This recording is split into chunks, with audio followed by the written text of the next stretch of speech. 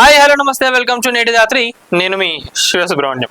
నిన్న IPL match ఎక్కడ అంటే మన ధర్మశాలలో పంజాబ్కి ఉన్న ఢిల్లీ మధ్య మ్యాచ్ జరుగుతున్న సమయంలో ఏం చేసిండంటే స్టేడియంలో ఫ్లడ్ లైట్స్ పనిచేస్తలేవు అని చెప్పి మెల్లగా అక్కడున్న జనాలను అట్లనే కొంచెం టెక్నికల్ ఇష్యూస్ వచ్చినాయని చెప్పి అక్కడున్న క్రౌడ్ అంతా కూడా పంపించడం జరిగింది.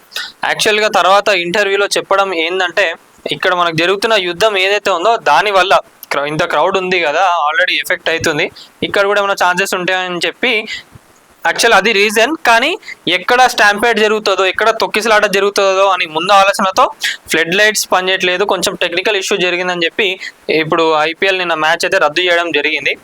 ఇప్పుడు ఐపీఎల్ మ్యాచెస్ కూడా ఒక వన్ వీక్ సస్పెండ్ చేస్తున్నట్టుగా కూడా ఆఫీషియల్స్ చెప్పడం జరుగుతుంది.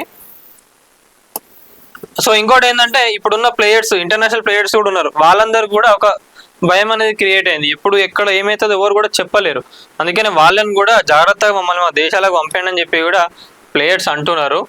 ఎందుకు ఒకటి ఏంటంటే ఈ టైంలో ఎవరైనా కూడా క్రౌడెడ్లో ఎక్కడైతే ఇక్కడ క్రౌడ్ జమ కొడుతున్న ప్లేసెస్ కానివ్వండి, ఏమైనా ఈవెంట్స్ అంటే ఇలా మ్యాచెస్ కానివ్వండి, ఏమైనా ఈవెంట్స్ అట్లాంటివి ఏమైనా ఉంటే జర పోస్ట్ పోన్ చేసుకోండి. ఎందుకంటే మన సపోర్ట్ కూడా భారతదేశానికి ఉండాలి. మనం ఇట్లాంటి ఏమైనా ఈవెంట్స్కి హాజరవుతున్నప్పుడు ఏమైనా అయితే సపోజ్ జనాలు వాళ్ళకి కనిపించినప్పుడు ఏమన్నా జరిగితే కూడా చెప్పలేము మనం.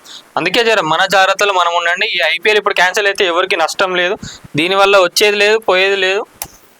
సో ఇది ఐపీఎల్కి సంబంధించిన స్పోర్ట్స్ అప్డేట్ ఏదైతే ఉందో ఇది.